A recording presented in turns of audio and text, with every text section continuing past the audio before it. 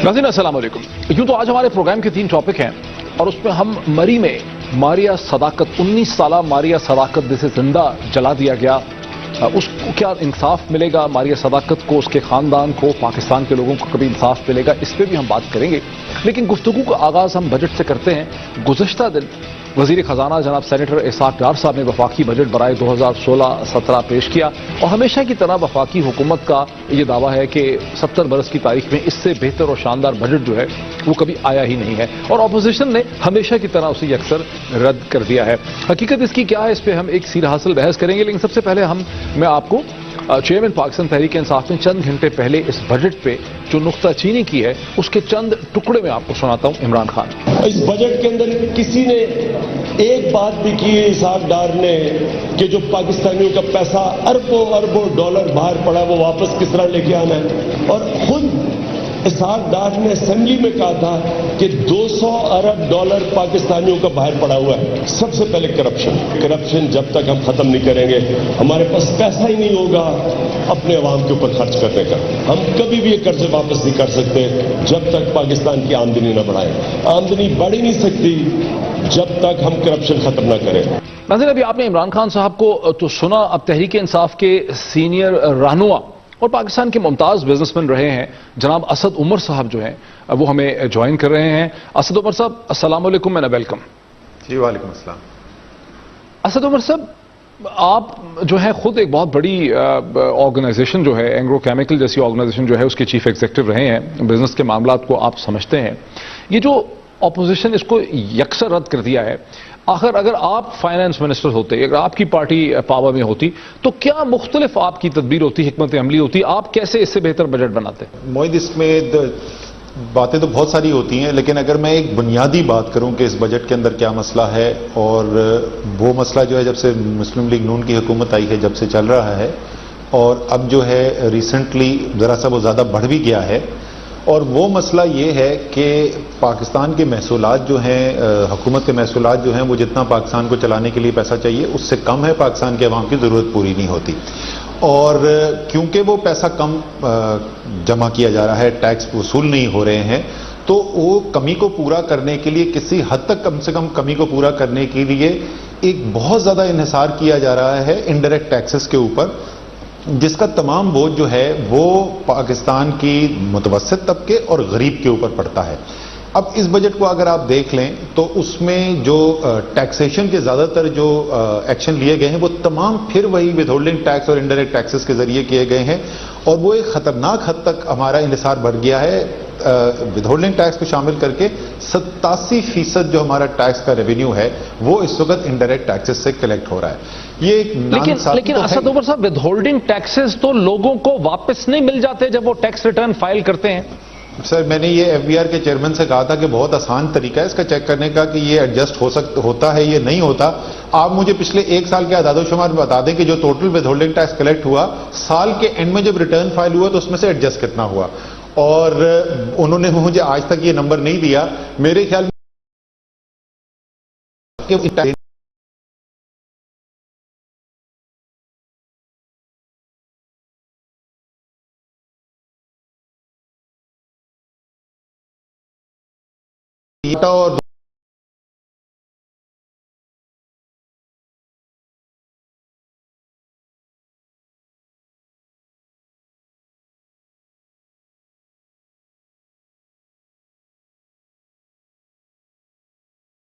और लोग हैं उन ठीक है, अगर वो टैक्स फाइल नहीं कर रहे तो उनका बिल्कुल उनके ऊपर चार्ज हो रहा है, लेकिन इसमें तो तफरीक नहीं होती। मैं थोड़ा सा आवाम के लिए, मैं थोड़ा सा अपने नाजरीन के लिए थोड़ी वजाहत कर दूं, थोड़ी आप बता दीजिएगा कि आप क्या कह रहे हैं कि जो विदहोल्डिंग टैक्सेस टेलीफोन के बिल पे ले लिए जाते हैं, मोबाइल कार्ड्स पे ले लिए जाते हैं, पेट्रोल पे ले लिए जाते हैं, सिगरेट पे ले लिए जाते हैं, बैंक से चेक विड्रॉ करने पे ले लिए जाते हैं, एटीएम से पैसा विड्रॉ करने पे ले लिए जाते हैं, तनख्वाहों पे ले लिए जाते हैं, कॉन्ट्रैक्ट्स पे ले लिए जाते हैं, वो सारे बाद में एडजस्ट नहीं होते और वो हुकूमत की आमदनी बन जाती है बजट की खर्चा करने के लिए और वो एडजस्ट नहीं कर पाते लोग, ये कह रहे हैं। बिल्कुल ऐसा ही है। और अगर ये ना होता ना, अगर ये एडजस्ट हो जाते तकरीबन तो ये टैक्स लगते ही नहीं। वो उन्होंने इसको डॉक्यूमेंटेशन का नहीं, एक आमदनी का ذریعہ بنایا ہوا ہے.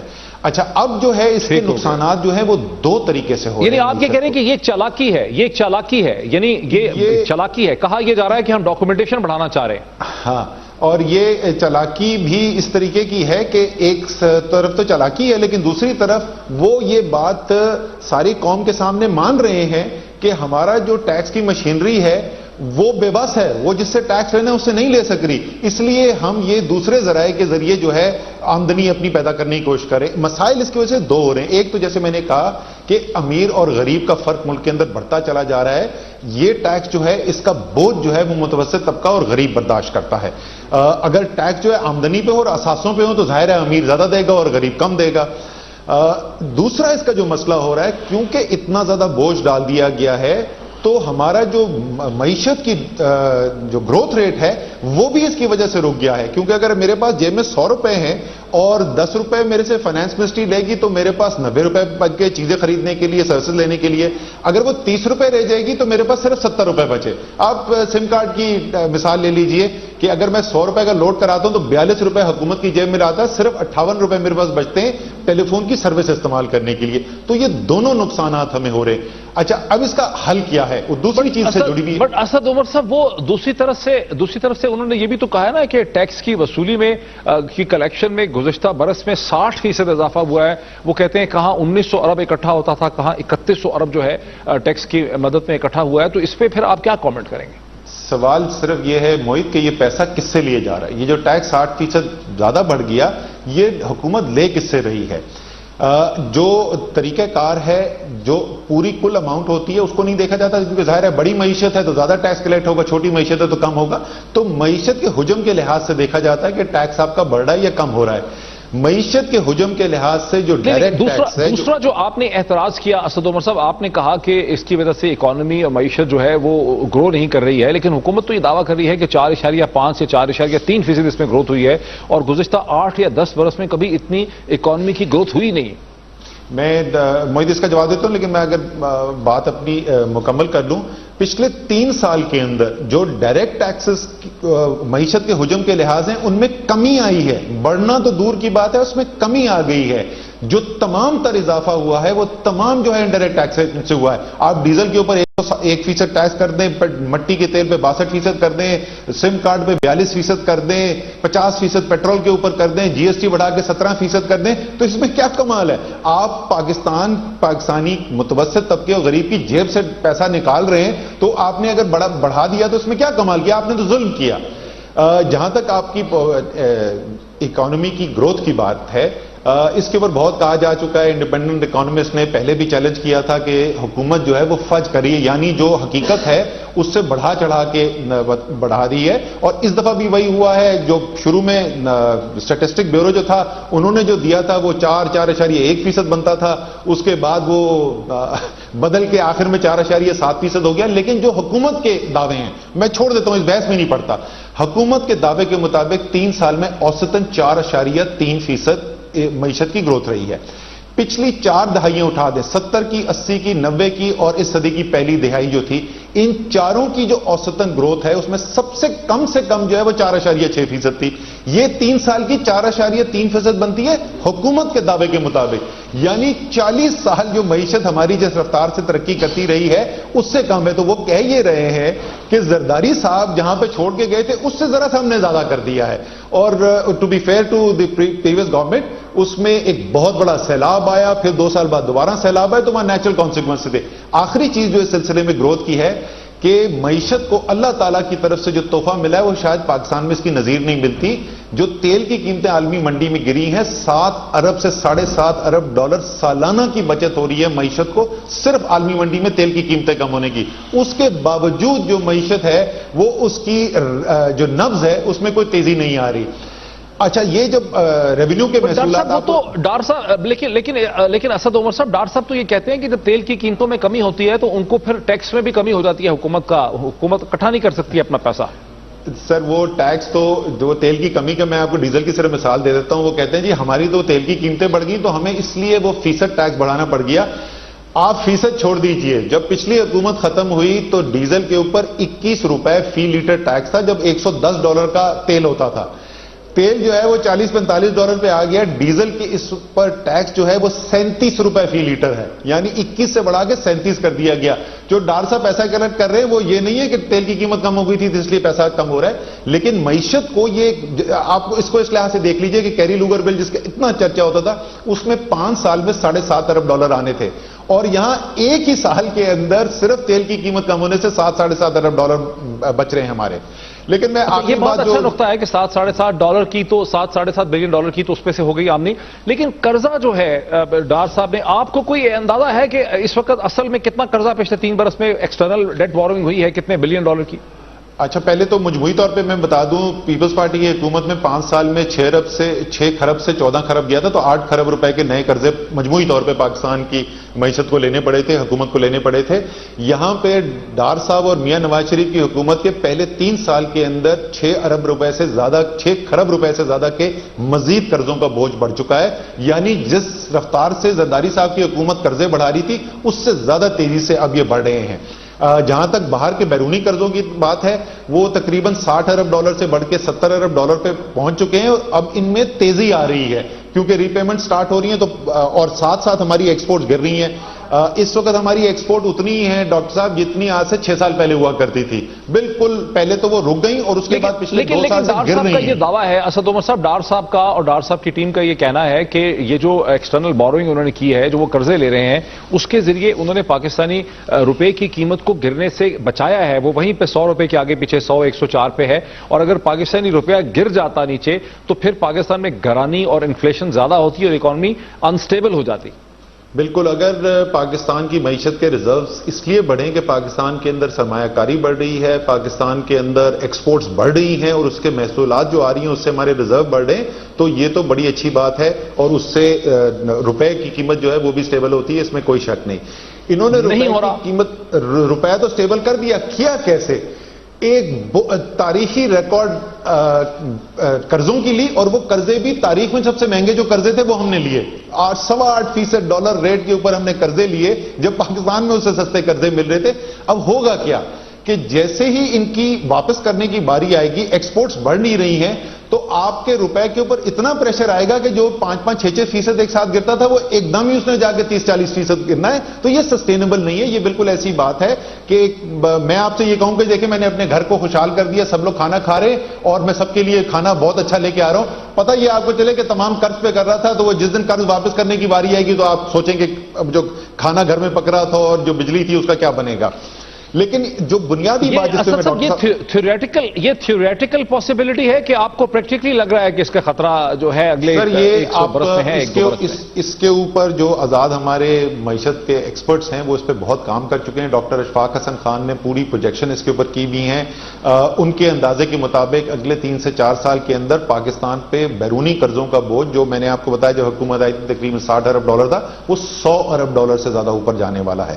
یہ بالکل ہی انسسٹینیبل ہماری اس وقت اسٹریٹجی ہے. کل کا پیسہ آج لے کے کھانے والی اس وقت ہم کام کر رہے ہیں. یہ کسی طریقے سے بھی یہ سسٹینیبل نہیں ہے اور انتہائی خطرناک. میں بار بار یہ الفاظ یوز کرتا ہوں. آخری سوال وہی سوال اسد عمر صاحب جو میں نے پہلے پوچھا تھا. یہ ٹھیک ہے, تنقید تو کی ہے, اپوزیشن کا حق ہے, ہم میڈیا کا بھی حق ہے تنقید کریں. آپ اگر فائنانس منسٹر ہوتے, اگر آپ کی حکومت ہوتی, تو کیا مختلف کر لیتے آپ 2-3 چیزیں؟ دیکھیں, جو موٹی چیزیں جو میں کہنے کی کوشش کر رہا تھا پہلے, سب سے پہلی بات تو ہے کہ پاکستان میں جو طاقتور ہے جس کو حکومت نے پالیسی کے تحت جس سے قرضے ٹیکس نہیں وصول کر رہی ہے, آپ نے بوجھ ان کے اوپر ڈالنا ہے. اس وقت ڈاکٹر سلمان شاہ کے ایسٹیمیٹ کے مطابق تقریباً 1500 ارب روپے کا گیپ ہے جو ٹیکس وصول کیا جا سکتا ہے اور جو ایکچولی وصول کیا جا رہا ہے. تو ایک تو بہت بڑی آمدنی آپ کی وہاں سے آ سکتی ہے, جو 2 چیزوں سے مل کے ہو رہا ہے. ایک کرپشن سے ہو رہا ہے, ایف بی آر کی مشینری کرپٹ ہے, نااہل بھی ہے, اور وہ پیسہ جمع نہیں کر پا رہی جو ٹیکس لگا ہوا بھی ہے. اور اسی لیے وہ ٹیکس ایمنسٹی اسکیم آپ کو پتا ہے ابھی انہوں نے لے کے آئے تھے, جہاں انہوں نے اعلان کیا ہم بے بس ہے, خدا کا واسطہ 1% کے اوپر اپنے ٹیکس جمع کرا دو. کل 6000 لوگوں نے اس کے جواب میں جمع کرایا, کیونکہ جب ریاست بے بس ہے تو کوئی کیوں ٹیکس دے گا. دوسری چیز, جو باہر پیسہ بڑھا ہوا ہے پاکستان کا, جو اربوں ڈالر سالانہ باہر جا رہا ہے, جس کی ایسٹیمیٹس یہ ہیں, کوئی کہتا ہے $150 ارب ہے, کوئی کہتا ہے $200 ارب باہر پڑا ہوا ہے. ساری دنیا کے اندر کام ہو رہا ہے اس پیسے کو ابھی جو جا رہا ہے اس کو روکنا, اور جو جا چکا ہے اس کو واپس لانے کی کوشش کرنا. پورے بجٹ کے اندر ایک چیز بجٹ کے اندر نہیں ہے. اور اس کے اندر میں آخری چیز ڈاکٹر صاحب ایڈ کر دوں, بہت شکریہ. آخری چیز ایڈ کر دوں ڈاکٹر تحریک صاحب. انصاف کے سینئر رہنما اینگرو کیمیکل کے farmer chief executive Asad Umar صاحب ہمیں اپنی تنقیدی جائزہ دے رہے تھے اسحاق ڈار صاحب کے بجٹ کا. ایک بریک لیتے ہیں اور بریک کے بعد پھر ہم دیکھتے ہیں کہ مری میں جس خاتون کو ماریا صداقت کو زندہ جلا کے ہلاک کیا گیا ہے اس میں کیا اس کو انصاف مل پائے گا, پاکستان کے لوگوں کو انصاف مل پائے گا. After the break.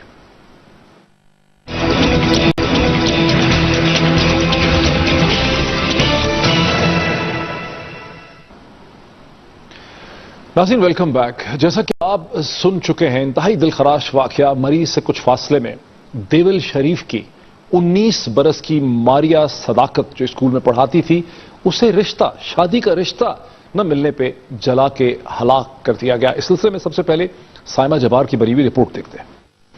ابھی تو گزشتہ ماہ کے آغاز میں جعلی جرگے کے فیصلے پر ایبٹ آباد میں زندہ جلائے جانے والی امبرین کا واقعہ تازہ تھا کہ پنجاب کے پہاڑی علاقے مری میں 4 روز پہلے اسی طرز کا ایک اور وحشیانہ جرم کا ارتکاب کیا گیا. مری سے کچھ آگے ٹالی نگر دیول شریف میں 19 سالہ اسکول ٹیچر ماریا صداقت کو رشتے سے انکار پر شدید تشدد کے بعد آگ لگا دی گئی. 19 سال کی ماریا 5 بہنوں اور ایک بھائی میں سب سے بڑی تھی. 2 سال پہلے ایف اے کرنے کے بعد ماریا ماسٹر شوکت کے پرائیویٹ اسکول میں نوکری کر رہی تھی. ماسٹر شوکت کا بیٹا ہارون بھی باپ کے اسکول میں ٹیچر تھا. ماسٹر شوکت نے اپنے بیٹے کے لیے ماریا کا رشتہ مانگا تو ماریا کے والدین نے اس لیے انکار کر دیا کہ لڑکا پہلے سے شادی شدہ اور ایک بچی کا باپ تھا. جس روز ماریا پر تشدد کیا گیا وہ اور اس کی 6 سال کی بہن گھر میں اکیلی تھی. باقی گھر والے ماریا کی تائی کے انتقال پر نزدیک جنازے پر گئے تھے اور اس نے اپنے چند ساتھیوں سمیت ماریا کے گھر جا کر اس پر ظلم و تشدد کیا. اس کی معصوم بہن کے سامنے ماریا کو آگ لگائی اور کھائی میں پھینک کر فرار ہو گئے. ان کے خیال میں ماریا مر چکی تھی لیکن وہ بھی زندہ تھی. کسی نہ کسی طرح وہ کھائی سے باہر نکلی, اپنے گھر پہنچی. اس کی چیخوں پر پڑوسن نے اس کے والدین کو بلوایا. ہسپتال لے جانے سے پہلے ماریا نے پگواڑی پولیس اسٹیشن میں بیان دیا جس میں اس نے ماسٹر شوکت اور ایک دوسرے شخص کا نام لیا. اچھا 4 بندے ہو رہے تھے. اچھا ماریا کو جب اسلام آباد کے پیمز ہسپتال لایا گیا تو اس کا جسم 85% تک جل چکا تھا جس کے باعث ماریا نے دم توڑ دیا. بدھ کے روز شام 5 بجے کے قریب جب ماریا کا جنازہ دیول شریف بازار میں لایا گیا تو اس کا باپ اور رشتہ دار اس کی لاش کے ساتھ احتجاج کر رہے تھے. اس کے باپ نے اس بات پر احتجاج ختم کیا کہ اگر 5 دنوں میں نامزد ملزمان کو گرفتار نہ کیا گیا تو وہ اسی بازار میں خود کو آگ لگا لے گا. الہامی مذاہب کی بنیادی تعلیمات ہیں کہ کمزور کو ظالم سے تحفظ دیا جائے. مہذب انسانی معاشروں میں بھی قوانین سے کمزور کو تحفظ ملتا ہے. پاکستان کے کرمنل جسٹس کا نظام طاقتور لوگوں کے ہاتھ میں ایک آلہ بن چکا ہے جو طاقتور کو طاقتور ترین اور کمزور کو کمزور ترین بنا رہا ہے. کیا ریاست اور حکومت کی ذمہ داری نہیں کہ پولیس خود اس بات کی تفتیش کرے, قاتلوں کا سراغ لگائے, سرکمسٹینشل ایویڈنسز کے ذریعے مجرموں کو پکڑے اور پھر عدالتیں ان قاتلوں کو سخت سزا دیں. وزیر اعلیٰ پنجاب شہباز شریف نے ماریا کے قتل پر کمیٹی بنا دی. آر پی او راولپنڈی فخر سلطان کے مطابق مبینہ ملزمان ماسٹر شوکت, میاں ارشد اور رفت محمود کو گرفتار کیا جا چکا ہے. ماسٹر شوکت نے قرآن اٹھا کر خود کو بے قصور کہا. اب دیکھنا یہ ہے کہ پنجاب پولیس مجرموں کو تحفظ دے گی یا حقائق سامنے لا کر سزا دلوائے گی. ماضی میں بھی ایسے واقعات پر کمیٹیاں بنی, گرفتاریاں بھی ہوئیں لیکن طاقتور مجرموں کو سنگین سزا ملتے کبھی نہیں دیکھا گیا. اگر سزا کی کوئی مثال سامنے آئی ہوتی تو شاید امبرین اور ماریا کو اس طرح بے دردی سے جلایا نہ جاتا.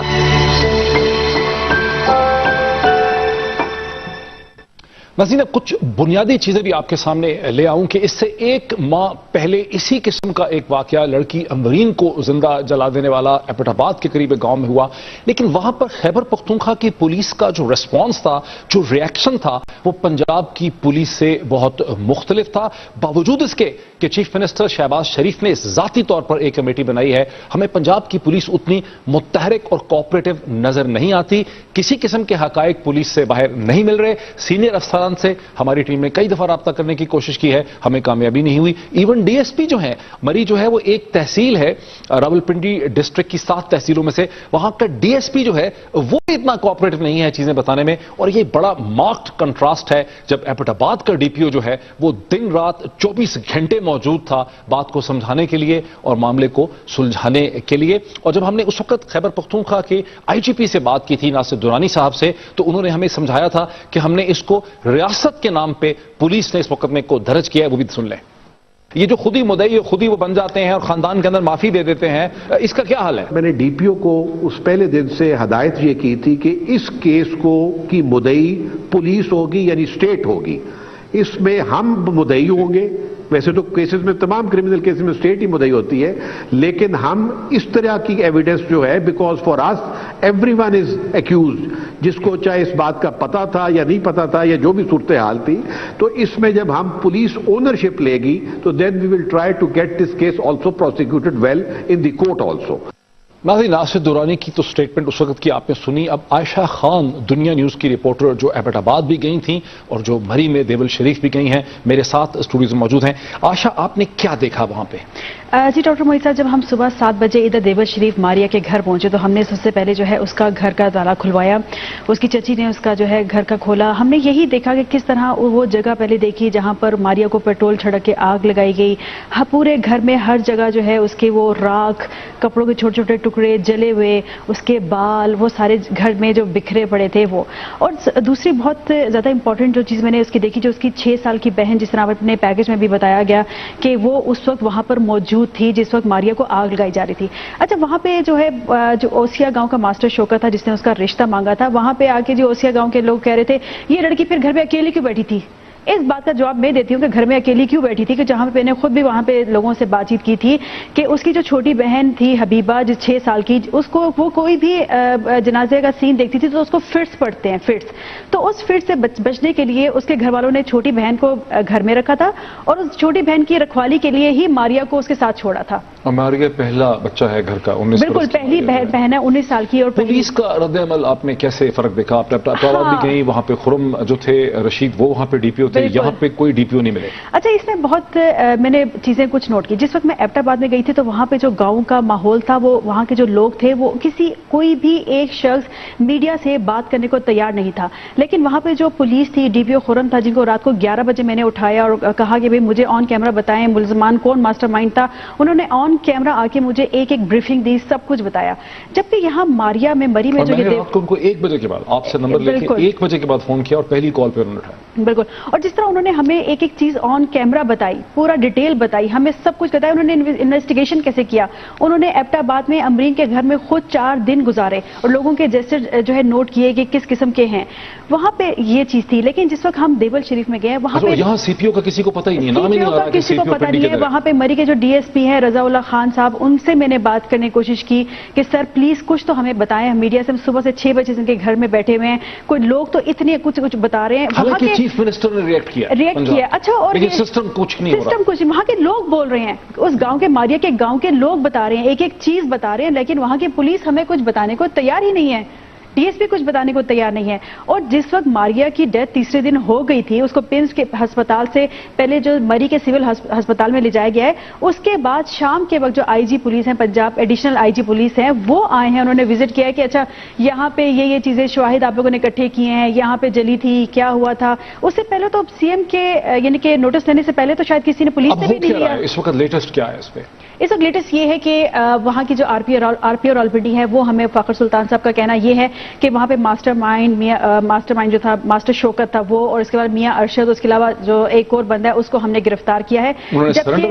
جبکہ یہ بالکل میں کہہ رہی تھی, جبکہ ہماری جو نالج ہے اس میں انہوں نے خود سرنڈر کیا ہے. انہوں نے گرفتار نہیں کیا, خود انہوں نے سرنڈر کیا ہے. اور سرنڈر کرنے کے بعد بھی مجھے جو وہاں پہ گاؤں والوں نے بتائی تھی, چونکہ وہاں پہ بہت ایک طاقتور شخصیت ہیں جو آپ کہہ سکتے ہیں سیاسی, وہ ان کا جو ہے رشتہ دار ہیں ماسٹر شوکت کے, تو یقیناً انہوں نے ہی ان کو مشورہ دیا ہوگا کہ بھائی تم خود سرنڈر کر لو, بچانے والا میں ہوں. یہ ہے صورتحال. بہت شکریہ عائشہ خان. ناظرین ہمیں اس پہ بریف کر رہی تھیں. اب تک کی جو صورتحال ہمارے سامنے آ رہی ہے وہ ایسا لگتا ہے کہ پولیٹیکلی کنیکٹڈ طاقتور لوگ جو ہے اس پورے معاملے کو اب کچھ اور بنانا چاہ رہے ہیں, اسے واٹر ڈاؤن کرنا چاہ رہے ہیں. اس کہانی کو جہاں ماریہ صداقت کو زندہ جلایا گیا اسے خودکشی اور خود سوزی میں کنورٹ کرنے کی کوشش کی جا رہی ہے. یہاں بہت بڑا سوال ہے. چیف منسٹر پنجاب سینسٹیو ہیں, ذاتی طور پر نوٹس لیتے ہیں, انہوں نے نوٹس لیا ہے, لیکن سوال یہ ہے کہ نیچے جو سسٹم ہے وہ کام کرتا بالکل نظر نہیں آ رہا. ہم اسے فالو کرتے رہیں گے. یہاں بریک لیتے ہیں اور بریک کے بعد دیکھتے ہیں کہ پارلیمانی کمیٹی میں کس قسم کا ڈیڈ لاک ہے پیناما فائلز کے حوالے سے. آفٹر نظر آ گیا, انہوں نے ہمارے نقطہ نظر پر ریفلیکٹ کیا ہے, جواب دیا ہے, ہم ان کے نقطہ نظر پر ریفلیکٹ کر کے جواب دیں گے.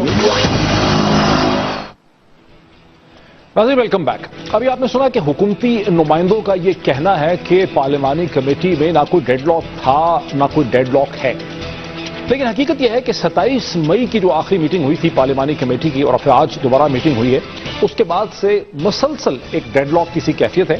اور نن ادر دین اعتزاز احسن, یعنی اعتزاز احسن صاحب کی ذاتی جو سٹیٹمنٹس ہیں سینیٹر اعتزاز احسن کی, وہ یہ ہیں کہ پیناما لیکس پہ پارلیمانی کمیٹی میں ڈیڈ لاک کو ختم کرنا مشکل نظر آتا ہے.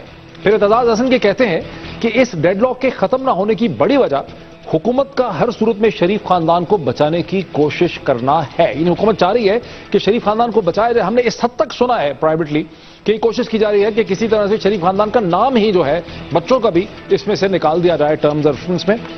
اور پھر اعتزاز احسن کا یہ کہنا کہ حکومت نہیں چاہتی کہ نواز شریف اور ان کے خاندان کا کسی بھی قسم کا کوئی احتساب ہو.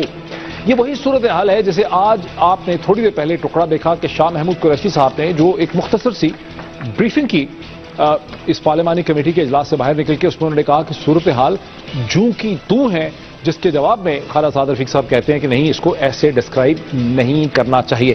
اسی ٹکڑے میں شاہ محمود قریشی صاحب کے پیچھے آپ نے کھڑا دیکھا جناب چودھری طارق بشیر چیمہ صاحب کو, جو پارلیمانی کمیٹی میں پی ایم ایل کیو کے ریپرزینٹیٹو ہیں, پنجاب کے منسٹر رہ چکے ہیں, 2 دفعہ ناظم رہے ہیں بہاولپور سے, میرے ساتھ اس وقت اسٹوڈیو میں موجود ہیں اور چودھری صاحب سے سمجھتے ہیں کہ ڈیڈ لاک ہے اور کس قسم کا ہے. جو سب کیا صورتحال ہے اس وقت؟ دیکھیں ڈاکٹر صاحب, گزارش یہ ہے کہ اگر ڈیڈ لاک نہیں تھا تو اسپیکر کو اور لیڈر آف دی اپوزیشن کو انٹروین کیوں کرنا پڑا؟ اچھا, انہوں نے انٹروین کیا کیا؟ جی, آج میٹنگ ہوئی تھی. آج اسپیکر صاحب واز ویری کائنڈ انف, انہوں نے ایاز صادق صاحب نے فیسیلیٹیٹ کیا. ان کا کمیٹی روم ہم یوز کر رہے ہیں, یہ کمیٹی یوز کر رہی ہے. اگر ڈیڈ لاک نہیں تھا تو ان دونوں صاحبان کو, لیڈر آف دی اپوزیشن جو اپوزیشن کو ریپرزینٹ کرتے ہیں, اور اسپیکر صاحب کو انٹروین کیوں کر رہا ہے؟ خورشید شاہ صاحب کو اور ایاز صادق صاحب کو کیوں انٹروین؟ آج پوری کی پوری پارلیمانی کمیٹی جو ہے, ہم اسپیکر صاحب کے چیمبر میں موجود تھے اور یہی ہم نے ان سے ریکویسٹ بھی کی کہ نہیں, تھینک یو ویری مچ, آپ نے بڑی مہربانی کیا, آپ نے ہمیں فیسیلیٹیٹ کیا, لیٹ دس کمیٹی ورک. اگر اس میں کوئی رکاوٹ آئے گی, اگر ہمیں مدد کی ضرورت ہوگی تو ویل اپروچ یو. اچھا, تو اس کے بعد پھر لیکن 27 مئی کے بعد سے ڈیڈ لاک ہے کیا جس کا اعتزاز ہے؟ گزارش یہ ہے کہ ڈیڈ لاک یہ ہے کہ ہم نے ایک ٹی آرز اپنے دیے 15 نکاتی. اس کے اوپر حکومت کا موقف یہ تھا کہ جی ان کو آپ ری آرٹیکولیٹ کریں. وجہ دیکھیں نا, آپ بڑی کامن ایک بڑا عجیب سا سوال ہے جس کا آج تک حکومت جواب نہیں دے پا رہی. حکومت تو کہہ رہی ہے ہم تو چینج ہی نہیں کرنا چاہ رہے. نہیں, ہم تو صرف یہ کہہ رہے ہیں کہ لون ڈیفالٹرز کو اس میں ڈالیں, عمران خان کو ڈالیں, جہانگیر ترین. دیکھیں نا, بات یہ نہیں ہے کہ, بات یہ ہے کہ ہم تو پہلے دن سے کہہ رہے ہیں کہ جن ٹی آرز کا مطالبہ ہم کر رہے ہیں کہ ان ٹی آرز کے تحت وزیر اعظم صاحب نے چونکہ خود کو آفر کیا ہے احتساب کے لیے, ایک دفعہ نہیں, ہاؤس میں بھی, قوم سے خطاب میں بھی, ہم نے تو یہ بھی کہا ہے کہ آپ انہی ٹی او آرز کے تحت باقی لیڈرشپ کا بھی آپ احتساب شروع کر دیں. باقی لیڈرشپ سے مراد یہ ہے کہ عمران خان صاحب ہیں, سراج الحق صاحب ہیں, چودھری شجاعت صاحب ہیں. آپ جو ٹی او آرز ہم میاں نواز شریف صاحب کے لیے مطالبہ کر رہے ہیں, کوئی ہم ان سے بھاگ نہیں رہے. یہ لونز, یہ کک بیکس, یہ کرپشن, یہ رائٹ آفس, یہ صرف ہم جو سمجھتے ہیں. وہ کہتے ہوں گے نا کہ زرداری صاحب کو بھی لے کر آئے. سر لائیں زرداری صاحب, میں کہہ رہا ہوں جی کہ آپ اگر یہ قوم کا مطالبہ ہے کہ احتساب ہو, پاناما لیکس کو اپوزیشن نے تو نہیں کہیں سے ڈھونڈ کے لائی, یہ تو گلوبل ایشو ہے اور باقی ملکوں میں ایکشن شروع ہو گیا. یہ کتنا انفارچونیٹ ملک ہے کہ کرپشن روز شور پڑا ہوا ہے. ڈاکٹر صاحب, اس ملک کے غریب آدمی کا مجھے قصور تو بتائیں آپ پلیز. مجھے خوشی ہوگی کہ مجھے کو بتائیں کہ وہ 20 کروڑ عوام जो हमें वोट देकर इन ऐवानों में भेजती है और हम पे तकिया लगा के बैठी होती है कि ये लोग हमारे लिए मसीहा साबित होंगे, हमारे ये दुख दर्द के साथी होंगे, और इस मुल्क में अरबों रुपए रोजाना की करप्शन, आप तो एक कोई पूछने वाला नहीं, कोई पूछने वाला नहीं। पॉलिटिशियन है, आप नाज़िम रहे हैं 2 दफा, मतलब ग्रास रूट लेवल पे इलेक्ट हुए हैं। क्या पाकिस्तान के जो अवाम है, जैसे बहावलपुर में आपके इलाके में ये तमाम साधन पर, वहां लोगों को एहसास है कि ये पनामा लीक्स क्या है, ये स्कैंडल क्या है, ये करप्शन क्या है, ये लोगों तक बात है? सर एहसास भी है, लोगों का मुतालबा भी है, और हमने देखें जो टीओआर्स बनाए हैं उन टीओआर्स के किसी एक पॉइंट के ऊपर हमें हुकूमत बताए कि आज हुकूमत ने हमें एक काउंटर प्रपोजल दिया। अच्छा, वो क्या है? वो मैं आज डिस्कस नहीं करूंगा, इसलिए कि वो हमने मंडे को बैठना है। हर पोलिटिकल हमने ये सुना है कि हुकूमत ये कह रही है कि इसकी जुबान में तब्दीली करें, इसकी लैंग्वेज में तब्दीली करें। ये बड़े सख्त बन गए हैं, ये बड़े चुभते हैं। जुबान में तब्दीली उस वक्त होती है डॉक्टर साहब, अगर एक शरीफ आदमी है, वो उसकी आप देखें ना, आपने किनको पकड़ना है? आपने चोरों को पकड़ना है, आपने लुटेरों को पकड़ना है, आपने राशि लोगों को पकड़ना है, आपने उन लोगों को पकड़ना है जिन्होंने पब्लिक एक्सचेकर के साथ खिलवाड़ की है। उनके लिए अगर सवाल, मैं कह रहा हूं जी कि वो कहते हैं उसमें लोन डिफॉल्टर्स को भी डालें। क्यों ना डालें जी, क्यों ना डालें? डॉक्टर साहब मुझे आप ये बताएं, क्या ये काम सुप्रीम कोर्ट के चीफ जस्टिस का है कि लोन डिफॉल्टर्स और किकबैक्स वालों को पकड़े? आप जिस कमीशन की हम मुतालबा कर रहे हैं, उसका मुतालबा हम इसलिए कर रहे हैं कि पनामा लीक्स में फोरेंसिक ऑडिट इन्वॉल्व होगा, इंटरनेशनल बैंक्स इन्वॉल्व होंगे, उसमें मुख्तलिफ गवर्नमेंट्स इन्वॉल्व होंगी, उसके लिए हम कमीशन का मुतालबा कर रहे हैं। और राइट, गवर्नमेंट की ख्वाहिश है कि जी लोन्स भी, राइट ऑफ्स भी, किकबैक्स भी डालें। अब 2 बातें हैं, तमाम इदारे, state bank, FBR, FIA, anti corruption and you name these institutions, अगर ये काम नहीं कर रहे तो किसका कसूर है? हुकूमत का। गवर्नमेंट नाअहल है। और अगर गवर्नमेंट इन इदारों को काम नहीं करने दे रही तो भी किसका कसूर है? भाई देखें ना, ये जिस कमीशन का मुतालबा हम कर रहे हैं, ये तो बात की बात है ना, अभी बनना है। कौन इनको रोक रहा है कि आप राइट ऑफ किकबैक्स वालों को ना पकड़ें? अच्छा, अब इशू है क्या ये कमीशन बन पाएगा? हमने प्राइवेटली सुना है कि मामला ऐसे हो गए हैं कि कमीशन शायद बन ही नहीं पाएगा। सब देखें, बात यह है कि मैं इस वक्त कोई नेगेटिव बात इसलिए नहीं करना चाह रहा कि अभी तक पोजीशन जो है, जब तक इसमें पेशरफ्त नहीं होती, जब तक इसमें कोई कंसेंसस डेवलप नहीं होता, ये पोजीशन जूं की तूं है। अच्छा, अब जो 27 मई को थी वही आज है। आज हमें काउंटर प्रपोजल्स मिले हैं, काउंटर टीओआर्स मिले हैं गवर्नमेंट की तरफ से, हमने उनको डिस्कस करना है और उसके बाद हमने अपना जवाब जो है मंगल को 4 बजे वाली मीटिंग में हमने हुकूमती टीम के, ये जो हुकूमत के काउंटर प्रपोजल, ये टीओआर्स आपको मिले हैं, जब हुकूमत ने अपने टीओआर्स चीफ जस्टिस पाकिस्तान को भेजे थे, अनवर ज़हीर जमाली साहब को, उन्होंने जो चिट्ठी खत आगे से जवाब में लिखी है, उसमें उन्होंने लिखा कि इनको देख के तो ऐसा लगता है कि सिर्फ एक टूथलेस कमीशन जो है वो बन सकता है। अभी भी लोगों को शक है कि हुकूमत एक टूथलेस कमीशन बनवाना चाह रही है। अगर तो डॉक्टर साहब हुकूमत का ये ख्याल है ना कि कमीशन भी बन जाए और हम साफ बच के निकल भी जाएं, इस किस्म का कमीशन बनाया जाए, ऐसा मुबहिम किस्म का कमीशन बनाया, अगर उनका ये ख्याल है तो देन दे आर मिस्टेकन। लेकिन हुकूमत का इस दफा एहतसाब इस मुल्क में नहीं होता, अगर इस दफा अकाउंटेबिलिटी अक्रॉस दी बोर्ड नहीं होती, तो मैं समझता हूं इस मुल्क की बहुत बड़ी बदकिस्मती। देखिए, अब जैसे बहुत बड़ी मौलाना फजल रहमान लंदन गए हुए थे, हम सुनते हैं कि मुलाकातें हो रही हैं, मुलाकातों का मकसद है कि कोई सियासी जमातों को तोड़ा जाए। कुछ जमातों पे इल्जाम भी लग रहा है कि वो इस ऑपोजिशन में आपके साथ बैठी हैं। 4 जमातों पे तो किसी को शक नहीं है कि PTI है, PMLQ है, जमात इस्लामी है और किसी हद तक पीपल्स पार्टी, लेकिन ऐसी जमातें भी हैं जो शायद कंसेंसस नहीं रखती हैं, हुकूमत की तरफ से हैं। तो होगा क्या ये, इसको फिर ये बन जाएगा कमीशन? मैं आपको कमजोर सा लूला लग रहा। मैं आपकी इस बात से इत्तेफाक इसलिए नहीं करूंगा कि आपने कहा किसी हद तक पीपल्स पार्टी इन टीओआर्स की तैयारी में और टीओआर्स बनाने के बाद से लेके आज तक मेरे ख्याल में जितनी एफर्ट एतजाज आसन साहब कर रहे हैं, ठीक, मैं I am sorry, I will not by this idea. दूसरी बात आपकी, वक्त हमारा बिल्कुल खत्म हो गया। सर बहुत शुक्रिया नाज़रीन, आपने हमारी बहस देखी। आज इतना ही, वक्त खत्म हुआ है, कल फिर आपसे मुलाकात होती है। बहुत शुक्रिया।